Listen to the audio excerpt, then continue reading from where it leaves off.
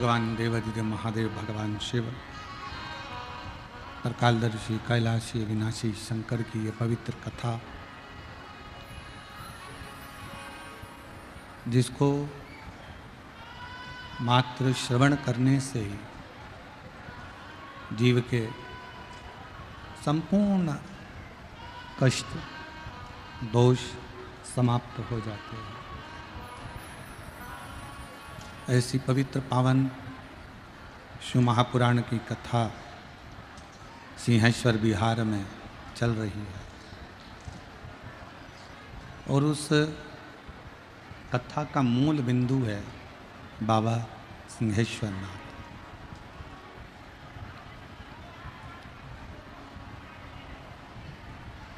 शिव जी को जल चढ़ाकर, बाबा देवादिदेव महादेव को जल चढ़ाकर क्या मिलेगा, कितना फल मिलेगा, ये मत सोचो कभी, ये कभी विचार ही मत करो।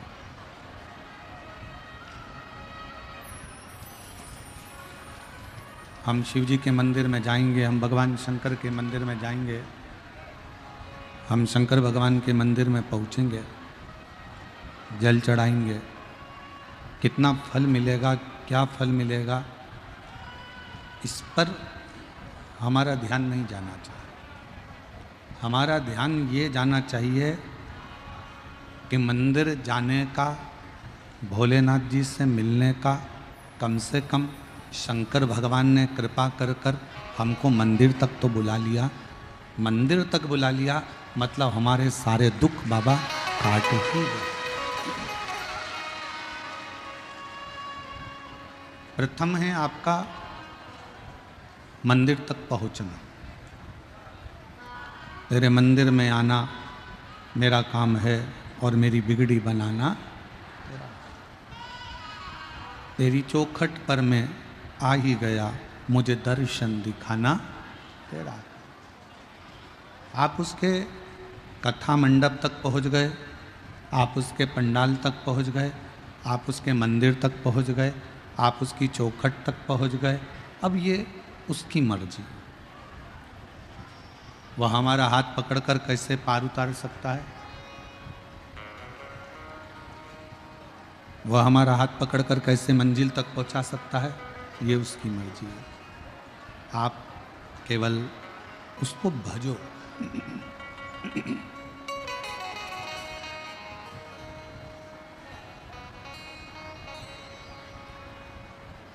शिव जी को पाने के लिए कोई मंत्र की, कोई तंत्र की, कोई स्तोत्र की जरूरत नहीं पड़ती।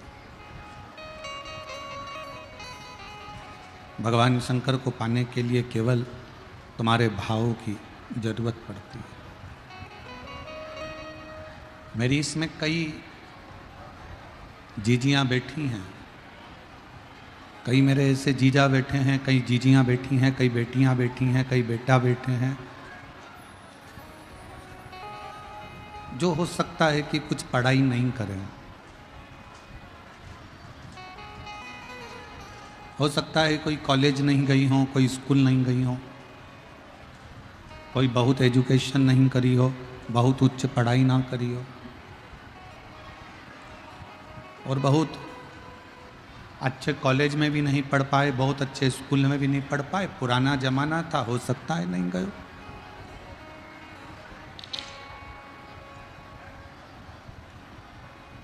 पर शबरी ने भले कुछ नहीं पढ़ा, पर शबरी ने अपने दिल में मातंग बाबा के कहने से राम जी को बिठा लिया।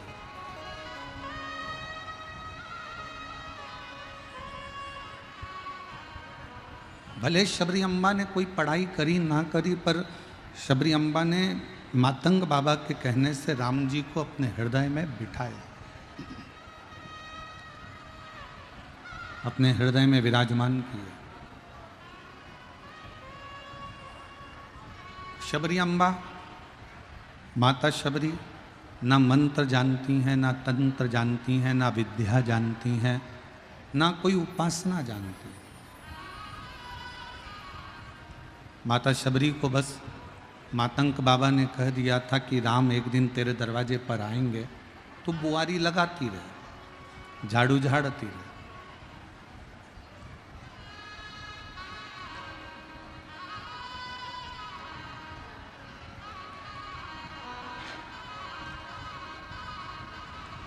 और भगवान भाव से शबरी अम्बा के दरवाजे पर पहुंचे।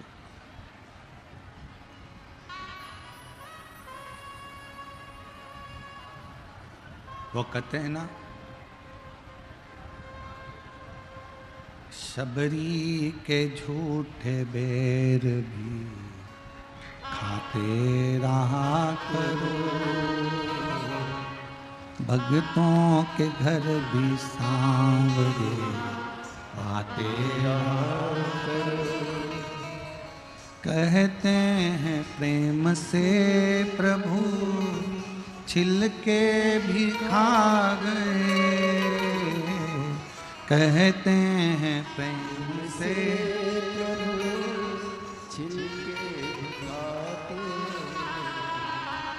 कहते हैं प्रेम से प्रभु छिलके भी खा गए, कहते हैं प्रेम से प्रभु छिलके भी खाते हैं।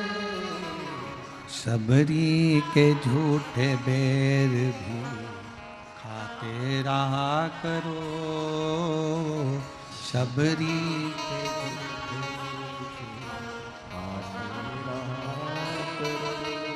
ओ दर्शन के नैन बांवरे दर्शन दिया करो, दर्शन के नैन।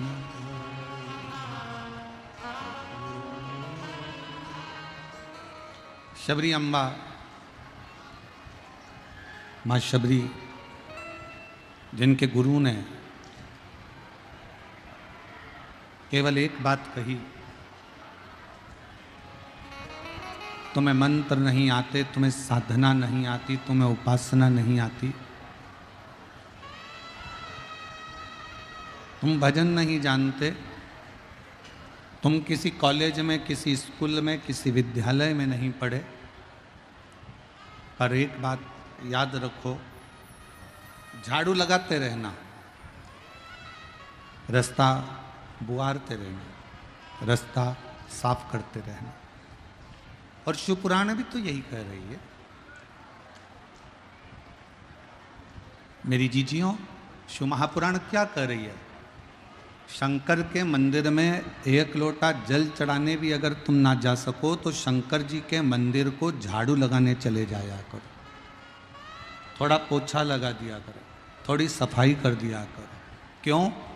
हो सकता है हमारे जीवन में भी ना जाने कितनी कितनी तकलीफ़ें बहुत भाग्य में लिखी होगी, ना जाने कितना कितना कष्ट आपके हमारे जीवन में लिखा होगा। तो हम जब मंदिर में झाड़ू और पोछा करेंगे, जब मंदिर को हम साफ करेंगे, तो हमारे भाग्य में लिखी हुई वो बेकार रेखाएं भी एक दिन साफ हो जाएंगी।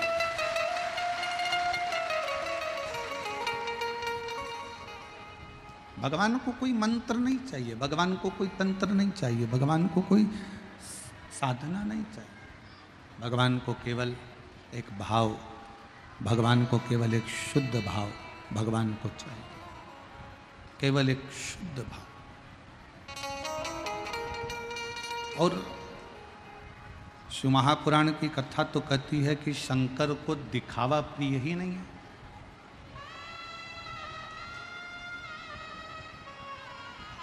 शिव जी को आडंबर प्रिय नहीं है, शंकर भगवान को दिखावा प्रिय नहीं है।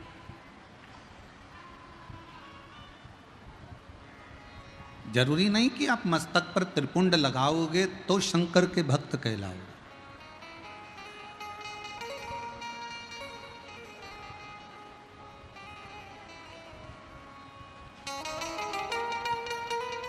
जरूरी नहीं कि आप मस्तक पर त्रिपुंड लगाओ तो शिव के भक्त कहलाओगे। जरूरी नहीं कि आप जटा बढ़ाओगे तो भगवान के भक्त कहलाओगे। जरूरी नहीं कि आप वस्त्र का त्याग कर दोगे तो भगवान के भक्त कहलाओगे। शिव महापुराण की कथा कहती है कि शिव जी को पाने के लिए ना तुम्हें जटा बढ़ाने की जरूरत है, ना तुम्हें कोई दिखावे की जरूरत है। शिव जी को पाने के लिए केवल दिल से मन को शिवालय बनाना। हमारे सेलन जी एक भजन की लाइन गुनगुनाते रहते हैं, मन मेरा मंदिर नहीं, मन शिवालय हो गया, ऐसा भाव सेलन जी कहते हैं। मन को शिवालय बना, और जब मन शिवालय हो जाए, मन मेरा मंदिर, शिव मेरी पूजा, शिव सिवा नहीं कोई दूजा। ये मन को मंदिर बनाने का प्रयास करिए, और जब मन मंदिर बन जाए उसके भीतर भगवान शंकर की अविरल भक्ति, भगवान शंकर की शिव भक्ति, भगवान शंकर की अविरल भक्ति जब विराजमान हो जाए तो शिव जब हमारे दिल में आकर बैठ जाते हैं, शंकर जब हमारे हृदय में आकर बैठ जाते हैं, तो फिर कोई आडंबर, कोई दिखावा, कुछ भी करने की जरूरत नहीं पड़ती। शंकर हमारे भीतर समाहित होते चले जाते हैं, हमारे भीतर।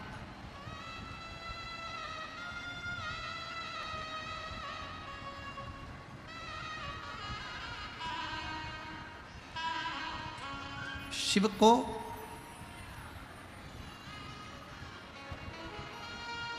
दुनिया के लोग तुमसे कहें भगवान शंकर को ये चाहिए, भगवान शंकर को वो चाहिए, भगवान शंकर को ये ला कर दो, भगवान शंकर ये मांग रहे हैं, या भगवान शंकर को ये ला कर दीजिए, नहीं।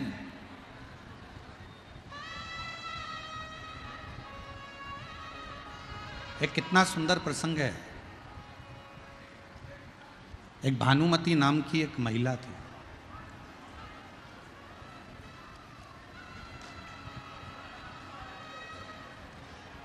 और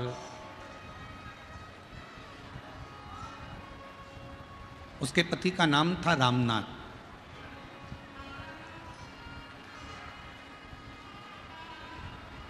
भानुमति के 4 बेटे थे।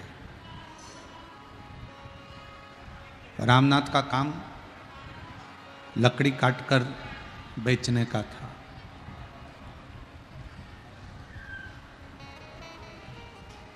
रामनाथ लकड़ी काटता, बेचता और अपने घर का पालन करता, पोषण करता।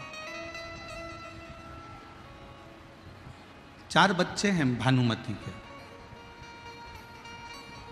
आर्थिक स्थिति ठीक नहीं है।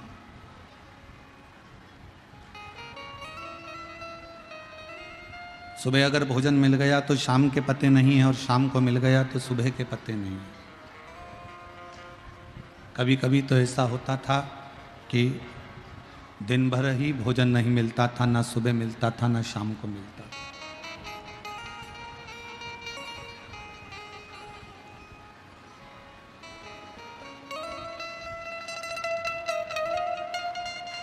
शिवरात्रि का त्योहार आया। पूरे गांव के लोगों ने, सबने, पूरे गांव में सूचना कर दी कि कल शिवरात्रि का त्योहार है और बाबा को दूध चढ़ेगा। और सबके घर से एक एक पात्र भराकर दूध आना चाहिए। एक एक लोटा भरकर दूध आना चाहिए। रामनाथ लकड़ियां बेचकर आए। बारिश का समय था, थोड़ा सा पानी ज़्यादा गिर गया था तो लकड़ी सब गीली हो गई थी।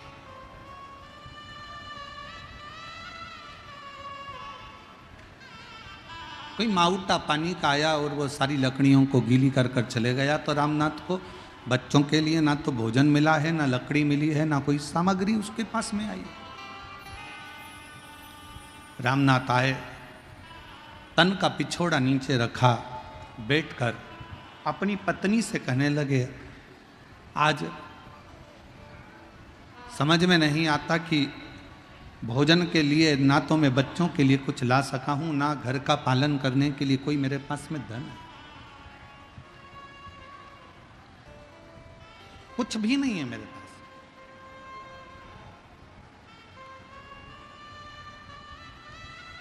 भानुमति ने कहा, क्यों चिंता करते हो, क्यों रोना, नहीं है ना चलेगा। आज तक अपने बच्चों ने पलट कर नहीं कहा कि पिताजी मुझे भोजन चाहिए।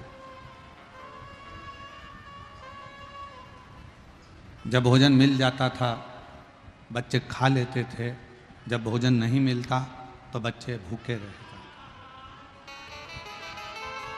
आज तक हमारे बच्चों ने नहीं कहा कि हमें भोजन ला कर दो। 4 दिन हो जाए, 5 दिन हो जाए, 6 दिन हो जाए, 8 दिन हो जाए, बच्चे भूखे रह जाते, नहीं खाते, भूखे भूखे हैं।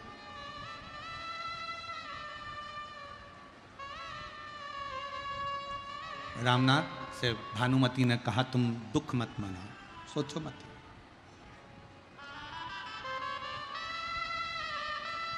ये बड़ी सुंदर शिवरात्रि की कथा है। शिव महापुराण में वर्णन आता है कि इस कथा का स्मरण, जैसे कल सिंहेश्वर नाथ और स्थानेश्वर नाथ की कथा सुनी, तो कहते हैं कि उस कथा को सुनने के बाद व्यक्ति के जीवन में बदलाव आ जाता है और व्यक्ति कभी भी नीचे की ओर नहीं जाता, उन्नति की ओर बढ़ता चले जाता है। उसी तरह रामनाथ और भानुमति का ये संवाद शिवरात्रि का एक ऐसा संवाद है जिस संवाद को श्रवण करने के बाद में स्वयं तुमरुका जी चंचुला देवी से कहते हैं कि चंचुला, इस संवाद को सुनने वाले के घर में कभी वैभव की कमी नहीं आती है, उसके घर में कभी वैभव कमी नहीं।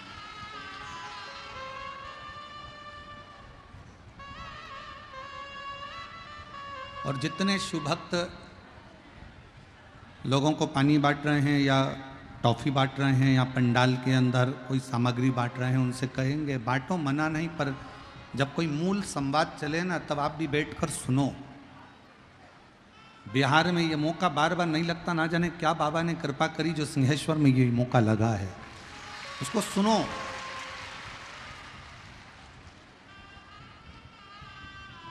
चौबीस घंटे तुम्हारे हैं, उसमें से 2.5 घंटा बाबा का है। दिल से उसको सुनो, धारण करो, प्रार्थना करो कि बाबा हमारी ऐसी कृपा करना कि हमारे जीवन में भी हम एक बार यजमान पद ग्रहण करें। और ऐसे ही शिव महापुराण की कथा अपने बिहार में होती है। भानुमति ने रामनाथ से कहा कि बच्चे कभी नहीं बोले कि हमको भोजन चाहिए, बच्चों ने कभी नहीं कहा कि हम भूखे हैं, बच्चों को भोजन मिला तो ठीक और भोजन ना मिला तो ठीक। वो नहीं कह रहे हैं कि हमको भूख लगी है, हमको प्यास लगी है, या हमको भोजन ला कर दो, या हमको कुछ ला कर दीजिए, वो नहीं बोल रहे।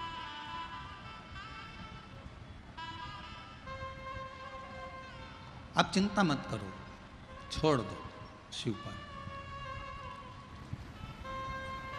एक ज्ञान और एक व्यवहार, दो चीजें हैं। एक ज्ञान और एक व्यवहार, ये दो चीजें हैं।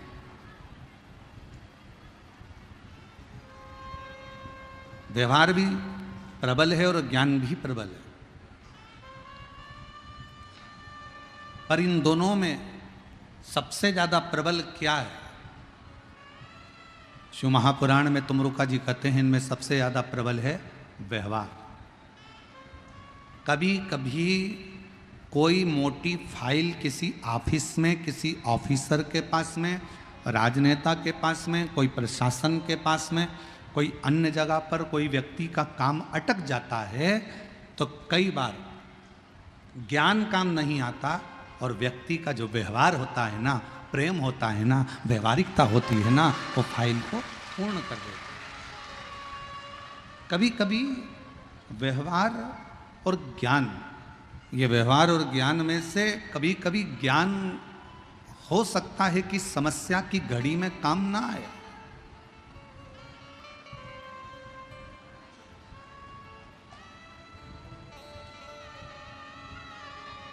पर कभी कभी व्यवहार काम आ जाता है। तुम क्यों रो रहे हो? भानुमति अपने पति रामनाथ से कह रही है, तुम क्यों रो रहे हो? किस लिए? तुम्हारे रोने का कारण क्या है? क्यों रोते हो? किस लिए रोते हो? आज मैं बच्चों को कुछ दे नहीं पाया, आज मैं बच्चों को कुछ प्रदान नहीं कर पाया, आज मैं बच्चों का पेट नहीं भर पाया। बच्चों ने कभी कहा तुमसे कि हमको भूख लगी है और आज हमें भोजन नहीं मिला?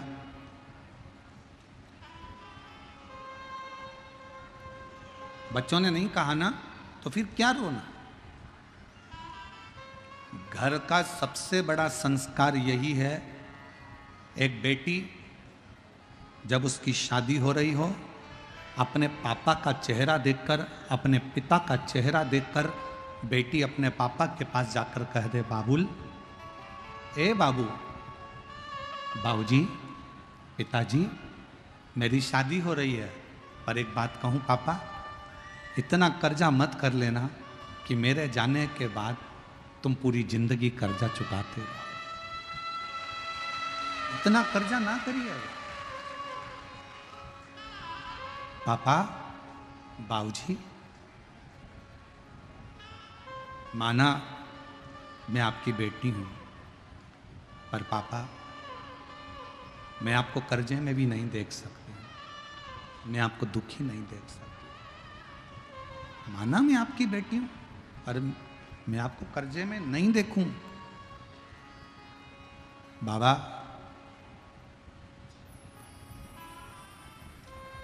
दुनिया कहती है कि बेटी की विदाई में सबसे ज्यादा मार होती है। परशु महापुराण की कथा कहती है, जब पार्वती जी विदा हो रही थी तो हिमालय राज, जिसको लोग पत्थर कहते हैं, उसके भी नेत्रों से पानी बह रहा था, उनके भी नेत्रों से जल बह रहा।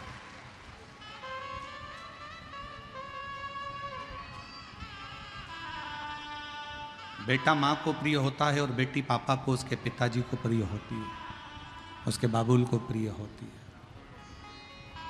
उसके पापा को प्रिय है। ये दुनिया की बड़ी विचित्र रीति है कि माँ जन्म देती है, पाल पोस कर बड़ा करती है, गर्भ में रखती है, 9 महीने तक माँ अपने पेट में रखकर अपनी बेटी की परवरिश करती है, पढ़ाती है, लिखाती है, उसको संभालती है। और वही बेटी एक दिन जब बड़ी होती है, युवान अवस्था में आती है, युवान अवस्था में जब आती है तो वही बेटी विदाई की ओर जब जाती है, तो उस माँ से पूछना जिसने 9 महीने गर्भ में रखकर अपने कलेजे के टुकड़े को तुम्हारे हाथ में दे दिया हो, देख पूछो उससे।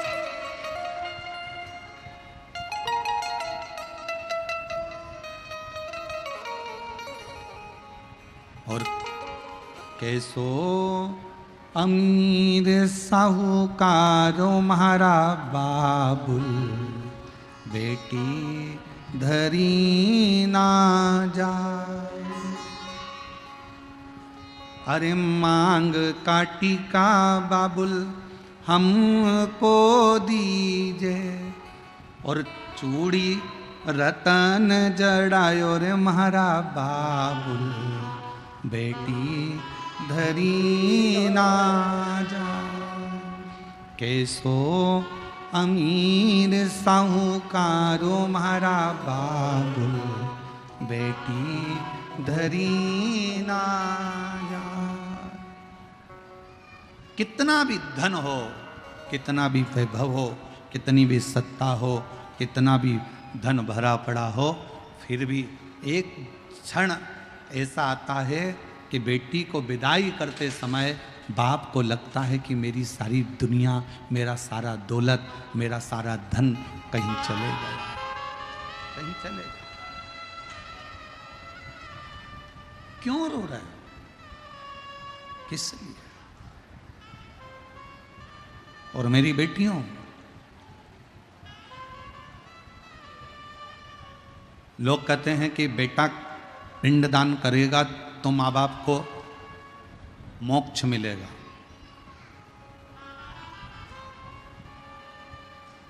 पुराण कहती है कि बेटा पिंडदान करेगा, तर्पण करेगा तो माँ बाप को मोक्ष मिलेगा। पर शिव महापुराण की कथा कहती है बेटा एक कुल को तारता है, बेटी 2 कुल को तारती है। सारी पुराणे कहती है कि बेटा पिंडदान करेगा, तर्पण करेगा, तिलांजलि करेगा तब माँ बाप को मोक्ष मिलेगा। शिव महापुराण की कथा कहती है माँ बाप का सबसे बड़ा मोक्ष कब होता है? जब वो अपनी बेटी का कन्यादान अपने हाथों से करते हैं।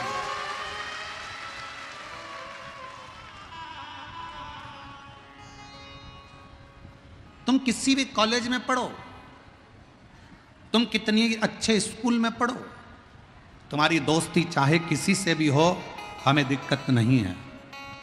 पर बेटियों से निवेदन है, कितना भी अच्छा कॉलेज मिल जाए, कितनी भी अच्छे दोस्त मिल जाए, कितनी भी अच्छी तुम्हारी नौकरी लग जाए, पर एक बात याद रखना कि अपने माँ बाप को कन्यादान का मौका जरूर देना। किसी एरे गिरे नत्थु केरे के साथ मत चलो।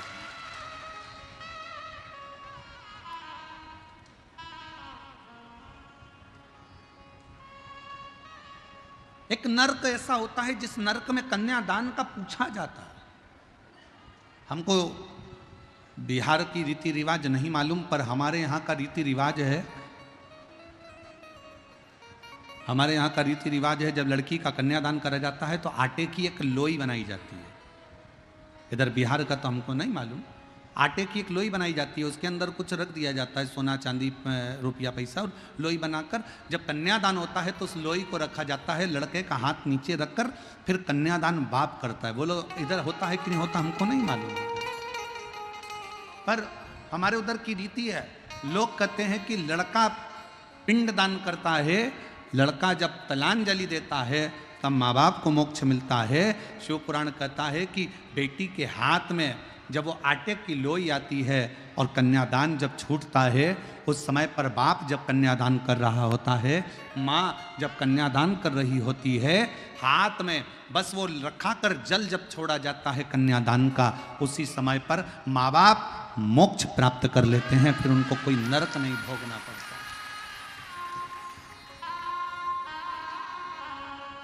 फिर उनको कोई नरक नहीं भोगना पड़ता।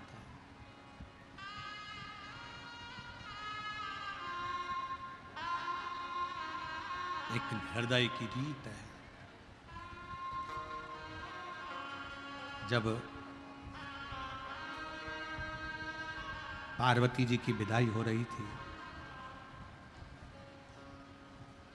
मैनावती अपने कक्ष में माता पार्वती को लेकर पहुंची। अपने कक्ष में मैनावती ने पार्वती जी को गोदी में बिठाकर कहा, लाडो विवाह तो हमने कर दिया, पिता के घर में कितना भी वैभव होना वो मूल नहीं है, पर पति के घर में जो वैभव होगा ना, उसमें अपनी जिंदगी को निकालना है।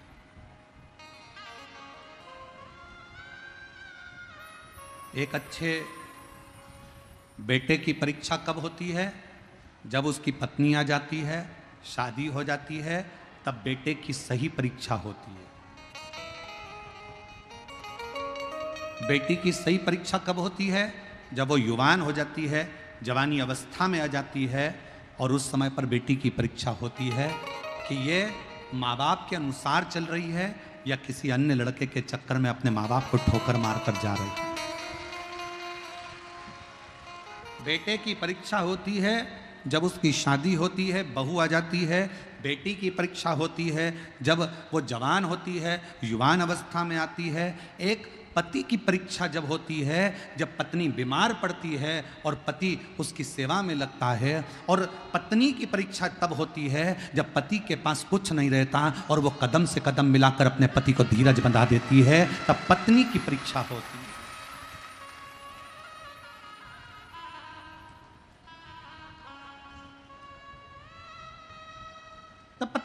इच्छा है।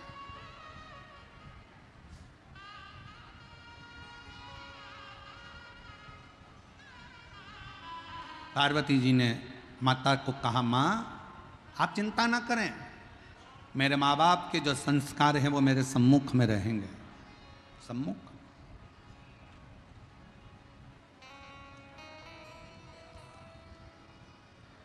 एक पिता के जीवन में कितना दुख होता है। एक मां के जीवन का जो दुख है वो मां आंसू बहाकर निकाल देती है, पर बाप रोता भी नहीं है साहब।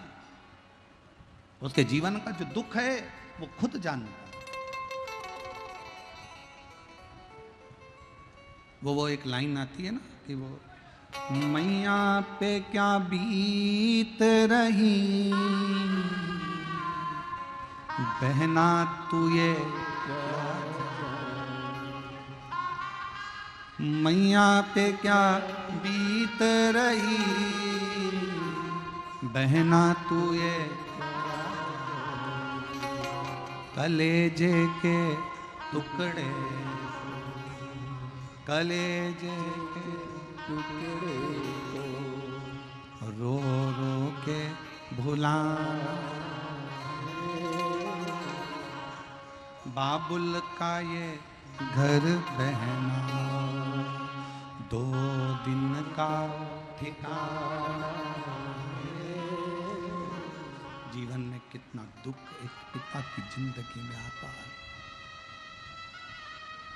कितना दुख एक मां के जीवन में होता है। धन की प्रीति नहीं, ज्ञान और व्यवहार ये दो है। ज्ञान और व्यवहार तो कभी कभी ज्ञान पढ़ा की पढ़ा रह जाता है और व्यवहार काम आ जाता है कभी कभी। तुम कितने विद्वान हो, तुम्हारी विद्वत्ता तुम्हारे पास में रखिएगा। तुम कितने विद्वान हो, तुम्हारी विद्वत्ता तुम्हारे पास रखिएगा। कभी कभी एक अनपढ़ व्यक्ति भी सही कार्य कर कर चला जाता है और विद्वान पढ़े लिखे भी कई बार धरे की धरे रह जाते हैं। फिर निवेदन करूं, तुम्हारे पिताजी 10वीं पढ़े, 5वीं पढ़े, 6ठी पढ़े कि बिल्कुल नहीं पढ़े, अनपढ़ हैं। तुम्हारी माता 8वीं पढ़ी, 10वीं पढ़ी कि कॉलेज पढ़ी कि बिल्कुल अनपढ़ है। तुम्हारे माता पिता भले नहीं पढ़े पर तुम्हें तुम्हारे माँ बाप ने पढ़ा लिखा कर बाबू तो बना दिया। ये सामर्थ्यता है, ये उसकी सामर्थ्यता है। वो 8वीं तक पढ़ी है, वो 5वीं तक पढ़ी है, वो अनपढ़ है, वो अंगूठा टेक है, पर उसने अपने बच्चों को तो पढ़ाया है ना। अब देखा ये जाएगा, वो अंगूठा टेक मां, वो अंगूठा टेक पिता अपने बेटे को इंजीनियर, डॉक्टर, अपने बेटे को सब कुछ बना देता है। एक दिन अच्छे औहदे पर ले जाकर उसकी नौकरी भी लगवा देता है। देखना तो ये पड़ेगा कि वो अंगूठा टेक मां और अंगूठा टेक बाप ने अपने बच्चे को इंजीनियर बना दिया। अब देखना ये है कि तुम पढ़े लिखे अपनी औलाद को कहां तक पहुंचाते हो, वो देखने वाली बात, वो देखने वाली बात। माँ घर में काम कर रही है तो भी बच्चे पर ध्यान रख रही है, माँ घर में रसोई बना रही है तो भी बच्चे का ध्यान रख रही है। और एक आज के जमाने के पढ़े लिखे लड़के, पढ़े लिखी लड़कियां जब विवाह हो जाता है तो उनको बच्चों को संभालने के लिए एक आया की जरूरत पड़ती है।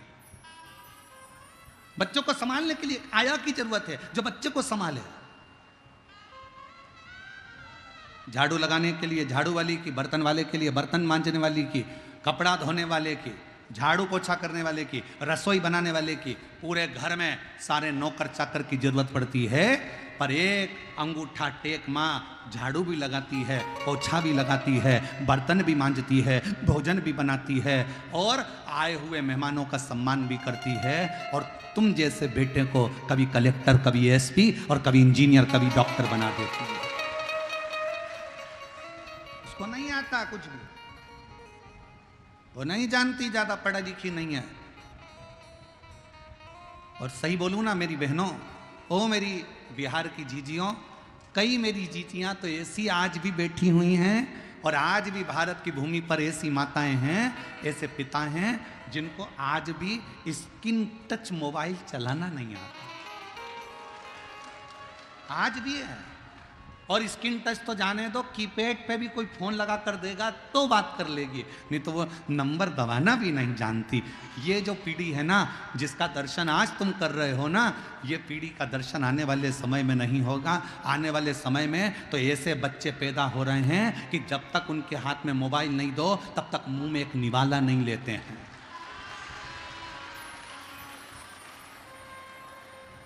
पहले मोबाइल दो, फिर उस पर वो देखेगा एक मोटा हाथी, फिर वो खाएगा।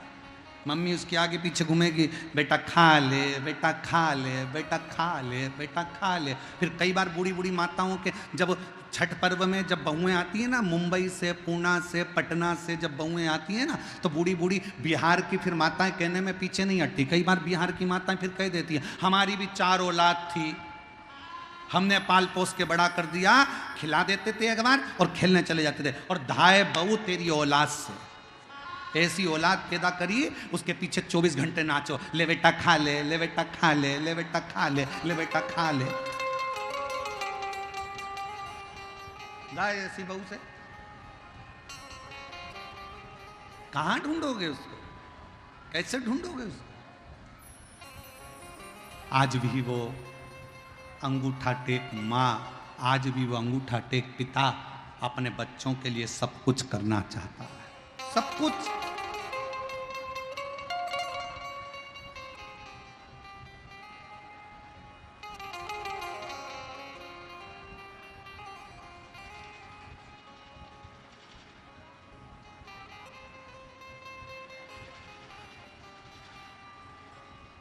और जितने पढ़े लिखे लड़के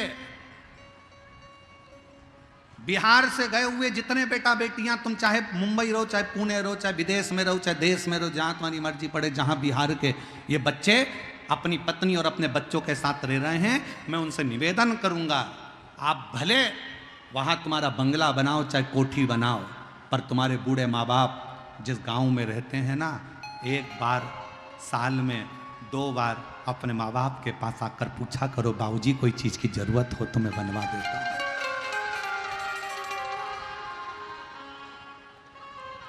कुछ नहीं चाहिए, कुछ नहीं।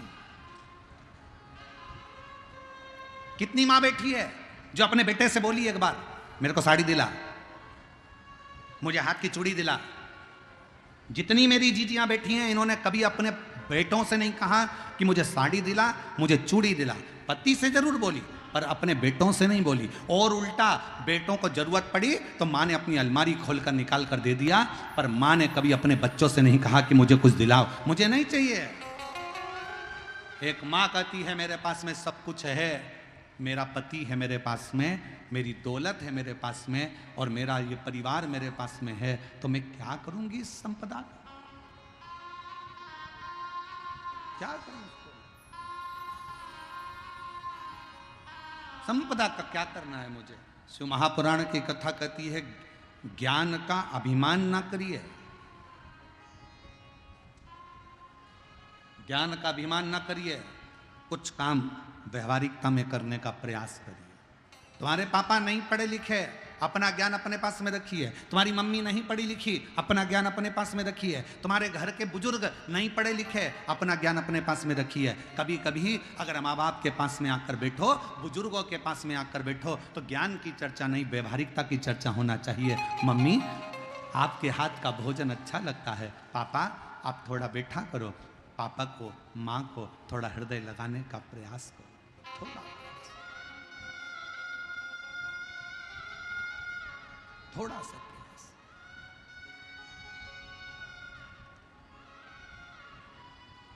आज का जमाना बड़ा प्रोफेशनल हो गया है, लोग रिश्ते भी केवल तब तक निभाते हैं जब तक उनको तुम्हारी जरूरत पड़ती है, उसके बाद लोग रिश्ता निभाना भी बंद कर देते हैं।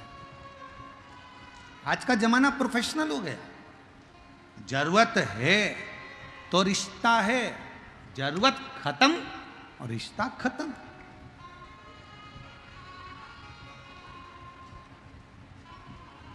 संबंध व्यवहारिकता का संबंध।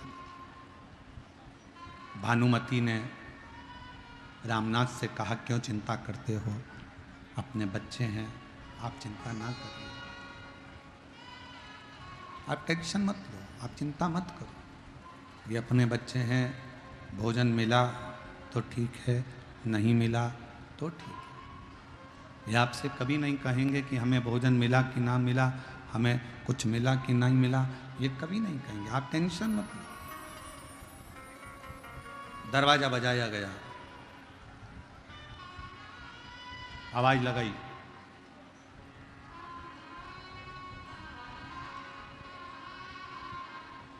कौन है दरवाजे पर? गांव के लोग आकर खड़े होकर कहते हैं, कल शिवरात्रि है। पूरे गांव के लोगों के घर से एक एक लोटा दूध आएगा, सबको शंकर भगवान पर चढ़ाना है।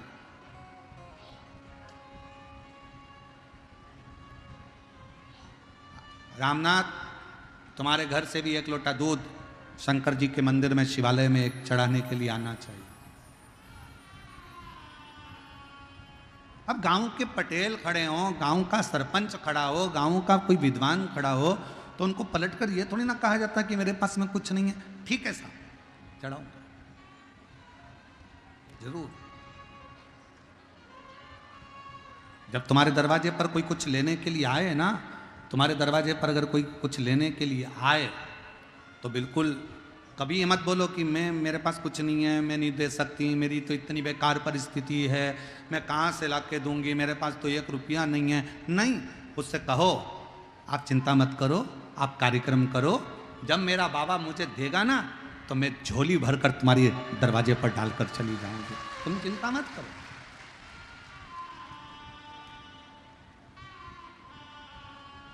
क्यों टेंशन लेना, क्यों चिंता करना? किस बात की चिंता करते हो? आप परेशान मत हो। दरवाजा बजाया गया, गांव के लोगों ने आकर कहा कि रामनाथ, अरे रामनाथ, कल शिवरात्रि है और सबके घर से 1 लोटा दूध आएगा, शंकर भगवान को सब अपने अपने घर से लाकर चढ़ाना है, शिवरात्रि का त्यौहार मनाना है, शिवरात्रि का त्यौहार मनाना। रामनाथ ने कहा ठीक है प्रभु। सब चले गए गांव के लोग।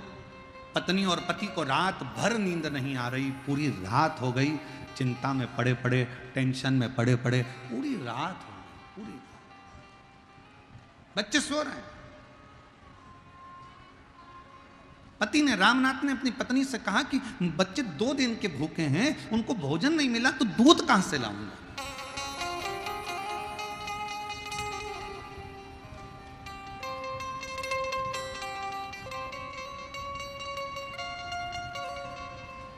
मैं दूध कैसे लेकर आऊंगा, कहां से लेकर आऊंगा?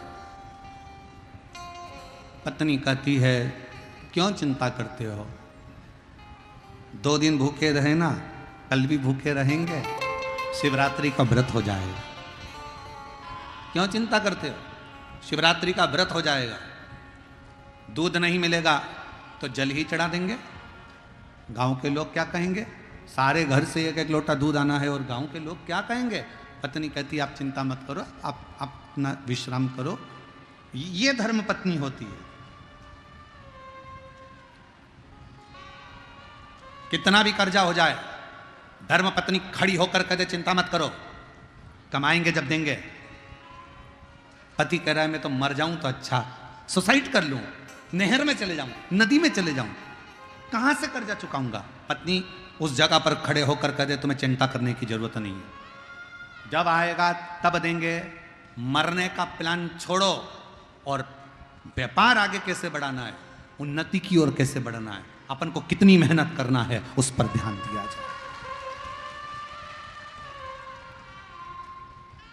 उस पर ध्यान दिया जाए। पर हम लोग बहुत बड़ी गलती कर देते हैं। जब हम कर्जे में डूब जाते हैं, जब दुख में डूब जाते हैं, जब बहुत तकलीफ में आ जाते हैं, तो कहीं हाथ दिखाने के लिए जाते हैं, कहीं पत्रिका दिखाने के लिए जाते हैं, कहीं कुछ दिखाने के लिए जाते हैं, कहीं अपना भाग्य दिखाने के लिए जाते हैं। कहीं मत जाओ। जब दुख की घड़ी हो, अपने परिश्रम को, अपनी मेहनत को 4 गुना बढ़ाओ। इतनी मेहनत, इतना परिश्रम करो, इतनी मेहनत करो, इतना परिश्रम, इतनी मेहनत करो, इतना परिश्रम करो और भगवान पर विश्वास रखो, भरोसा रखो, सफलता मिलेगी जरूर।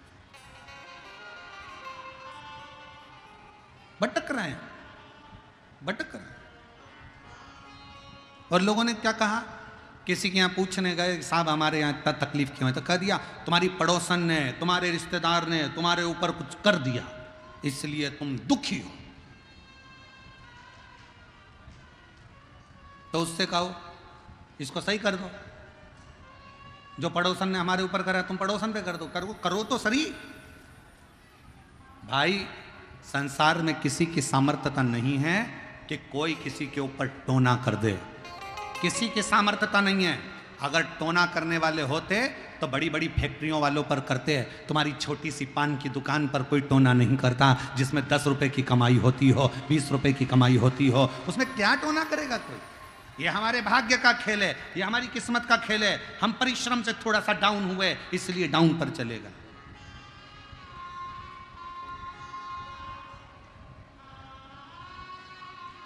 बढ़ाओ अपने परिश्रम और मत बुरे कर्म कर वरना पछताएगा। भगवान की आंखों से तू बच नहीं पाएगा, तू बच नहीं पाएगा। अरे ओ अज्ञानी मत कर नादानी, अरे ओ अज्ञानी मत कर नादानी। तेरे कर्म का फल भी तू ही पाएगा, जैसा आवाज बढ़ाओ, अंदर की आवाज। मत बुरे वरना पछताएगा। भगवान की आंखों से तू बच नहीं पाएगा, तू बच नहीं पाएगा। अपना परिश्रम पूर्ण रखिए। जब अपना परिश्रम पूर्ण होगा, संघर्ष पूर्ण होगा, तो फल जरूर मिलेगा। बहुत दूर दूर से आप लोग आए हैं कथा श्रवण करने के लिए, बहुत दूर दूर से आप यहाँ पहुँचे हैं कथा सुनने के लिए। परिश्रम कर कर ही तो पहुँचे हो, मेहनत कर कर ही तो पहुँचे हो। अब जब इतनी मेहनत कर कर इतनी गर्मी में आप कथा सुनने के लिए आए हो, तो मेरा भोले बाबा आपको क्या खाली लौटा देगा? मेरा शंकर भी तो कुछ ना कुछ देकर भेजेगा यहाँ से आपको। शिव दिए बिना नहीं भेज सकते।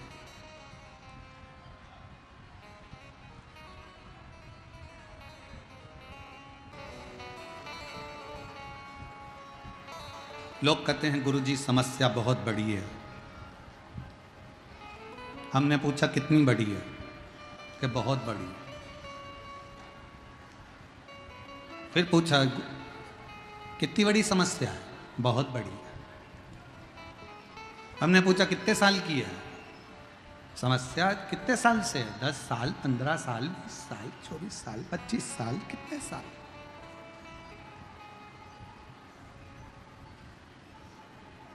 कहा गुरुजी बहुत समस्या, बहुत बड़ी समस्या।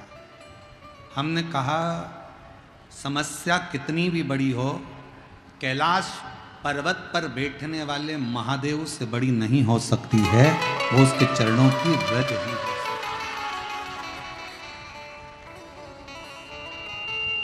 आप विश्वास रखकर अगर देवाधिदेव महादेव को 1 लोटा जल चढ़ा रहे हो तो चिंता ना करिए।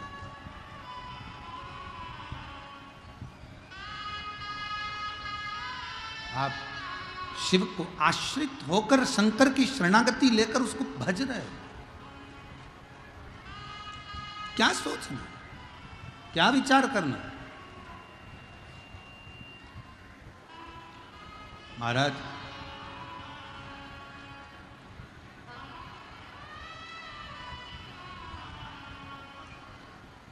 शंकर भगवान के मंदिर में जब जाओ तो पूर्ण भरोसे के साथ, और शंकर की कथा में आओ तो पूर्ण भरोसे के साथ। हम आपसे भी कहेंगे, और जो 1 मई से 7 मई जयपुर में विद्याधर नगर स्टेडियम में जो जयपुर की पवित्र भूमि पर कथा होने वाली है, 1 मई से 7 मई दोपहर में 1 बजे से 4 बजे तक, हम जयपुर के भक्तों को, उनके आसपास के भक्तों को भी यही कहेंगे कि जयपुर की कथा में अगर आप आओ तो बाबा के विश्वास के साथ आना कि मैं 7 दिन में कुछ ना कुछ लेकर मेरे बाबा के दरवाजे से जाऊंगा। तो आओ, वरना मत आओ। आप आपका घर भरा, आप भरा। आश्रित होकर चलो। एक पत्नी का सबसे बड़ा क्रम है वो अपने पति को बल दे। सीखो भगवान शंकर की कथा से।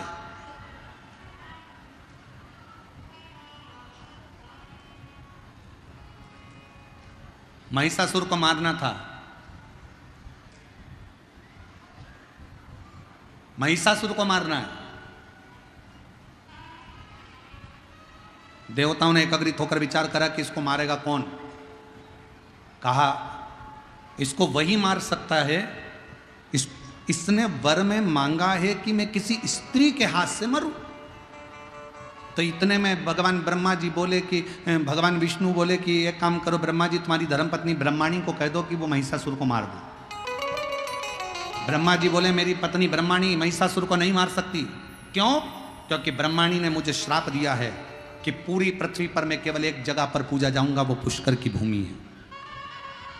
ब्रह्माणी का मुझे श्राप लगा है। पत्नी अपने पति को अपशब्द कह रही है तो धर्म पत्नी कैसे महिषासुर को मार सकती है? तो ब्रह्मा जी ने कहा भगवान विष्णु से, आप लक्ष्मी जी से कह दो कि महिषासुर को मार दे। भगवान विष्णु ने कहा लक्ष्मी महिषासुर को नहीं मार सकती, क्योंकि लक्ष्मी ने मुझे श्राप दिया था कि घोड़े का मुंह लगेगा। जब वो सुंदर तैयार हो रही थी, मैं उसको देखकर हंस दिया, हंसा तो लक्ष्मी जी ने मुझे कह दिया कि तुम मुझे देखकर घोड़े जैसे हंसे हो, इसलिए तुम्हें घोड़े का मुंह लगेगा। तो लक्ष्मी भी महिषासुर को नहीं मार सकती। तब भगवान ब्रह्मा और भगवान विष्णु ने कहा, शंकर भगवान आप पार्वती जी से कहो, पार्वती जी महिषासुर को मार सकती हैं, क्योंकि पार्वती जी आज तक शंकर भगवान से ऊंचे स्वर में बात नहीं करी हैं। पार्वती ने अपने अखंड सौभाग्य से सम्मानजनक बात करी। भगवान शंकर बोले मेरी पत्नी को तो क्रोध ही नहीं आता। शिवजी बोले मेरी पत्नी को गुस्सा नहीं आता। भगवान विष्णु ने कहा कुछ भी करो पर पत्नी को गुस्सा तो दिलाना पड़ेगा, चाहे कुछ भी हो जाए। तो शंकर भगवान कहने लगे मैं प्रैक्टिकल करके देखता हूँ, तुम बताओ कि गुस्सा कैसे दिलाएं। तो कहा कि तुम बस पार्वती जी के सामने तुम अगर पत्नी को गुस्सा दिलाना है तो उसके बाप को बखानो, उसके पिताजी को बखानो, ठीक है। अब भगवान शंकर गुफा में गए, पार्वती जी ने भोजन दिया। शिव जी भोजन करते करते बोले री पार्वती गजब की बात है, तेरे बाप भी बड़ा गजब था, इतना करोड़ों का धन होने के बाद भी उसने कन्यादान में 1 रुपया नहीं दिया। पार्वती जी मुस्कुराती रही। पार्वती जी ने पूछा क्या क्या चाहिए था कन्यादान में? अरे कम से कम सोफा देता, अलमारी देता, फ्रिज देता, कूलर देता, वॉशिंग मशीन देता, इतना सारा सामान देता। तो इतने में पार्वती जी बोली मेरा बाप तो सब कुछ दे देता, तुम रखते कहाँ, कैलाश में कि शमशान में? रखने की जगह नहीं है और करे बाप सामान दे देता। अब भगवान शंकर को लगा मैं इसके बाप तक पहुंचा, ये मेरे बाप तक पहुंच जाएगी थोड़ी। तो भगवान शिव ने सोचा मैं ये बात तो खत्म करूं। फिर भगवान ने बात पलटी और बात पलटकर भगवान शंकर ने कहा री पार्वती तेरा अगला जन्म हुआ था सती का, तू अपने पिता दक्ष प्रजापति के यहाँ गई थी, तेरे बाप ने तेरा सम्मान नहीं करा, आखिरी में तुझे जलकर भस्म होना पड़ा। इतने में तो पार्वती को आ गया क्रोध, बाहर निकली बर्तन रखने के लिए, सामने था महिषासुर और देखकर हंस दिया। इतने में तो जगदम्बा टूट पड़ी उस महिषासुर के ऊपर। अब क्या सीखे इस कथा में? इस कथा से क्या सीखे तुम कि झगड़ा किसका हो रहा था? जम के बोलो, पति और पत्नी का। बीच में कौन आ गया? महिषासुर। तो मेरा निवेदन है, जब भी पति पत्नी झगड़ा करे, आपस में लड़े, सास और ससुर से निवेदन है, तुम बीच में कभी मत आओ।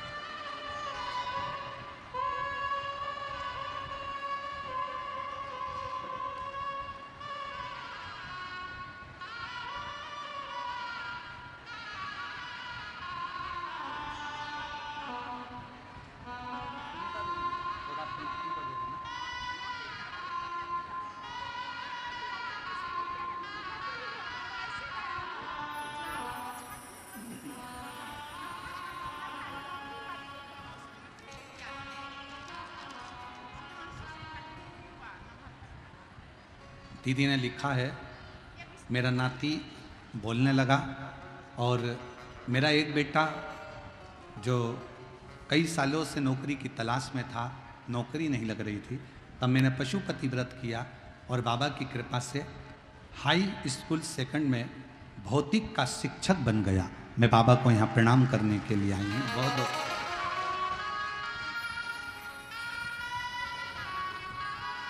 शिव कथा कर रही।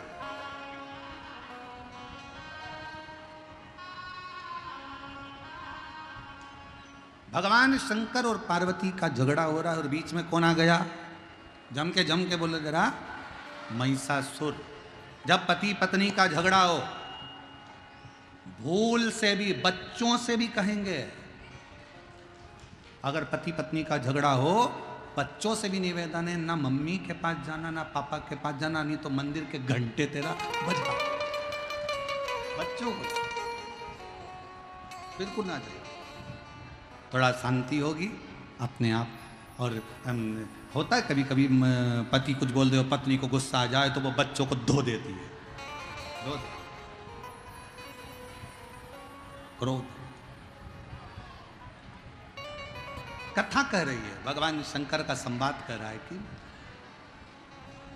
शिव तत्व कह रहा है, पत्नी अपने पति को यह विश्वास दिलाए कि तुम्हें चिंता मत करो, तुम्हें टेंशन लेने की जरूरत नहीं। क्यों चिंता करते? किस लिए? आप उस पर भरोसा रखो, जरूर आप उस पर विश्वास रखो, और जब आप उस पर भरोसा रखोगे तो शिव तत्व मिलेगा जरूर।